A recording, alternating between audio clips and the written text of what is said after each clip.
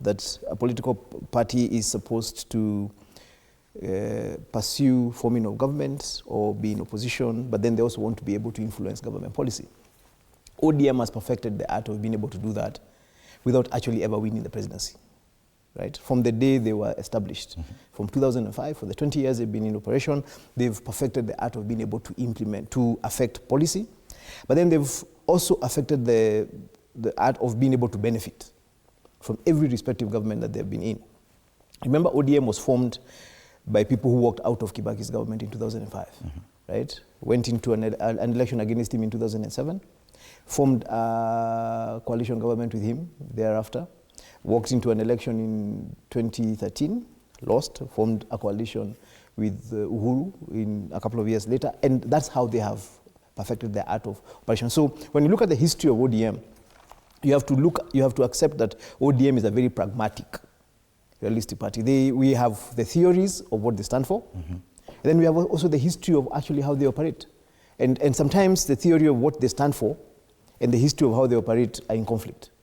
Because yes, it's a mass movement, it's a social democratic party, but then it's the same party that is able to partner with government, and not just with the Ruto government. They've done it with the Kibaki government and with the Uhuru government in a way that enables them to survive and to be relevant and to stay around. Because like yesterday when you listen to Sifuna, as much as I might want to agree with Senator Nyutu and Ishmael, yes, they were speaking, they were trying to mollify the president, they were also trying to mollify their supporters. But the reality is they have bought another 6 months, right?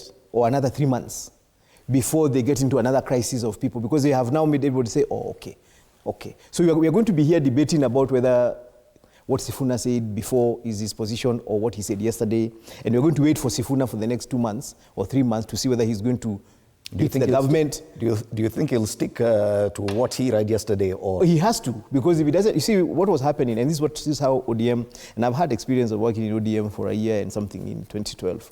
This is what ODM does. Before they take a position, it's a free for all. You can go and say whatever you want.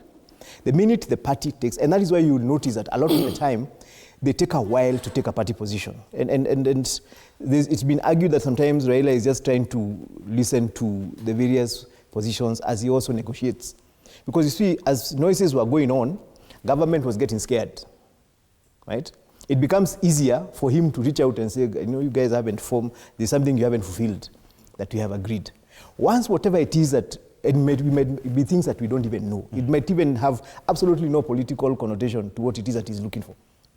Once whatever it is that is required is fulfilled, he then now reins everything and creates a unified position. And once that position is created, very rarely do you ever see ODM people going back against a position that the party has taken. So they'll make noise, then come. Okay. Then they'll go 6 months, then make noise again, then come back. In the meanwhile, the party continues to be relevant. It continues to benefit from this government, and the next election gets closer. So as the next election gets closer, and we're all here waiting to see, will they leave government? Will they stay within government? They're surviving. Okay. They're surviving. The people who are in government, the ministers they have in government, are shaping policy.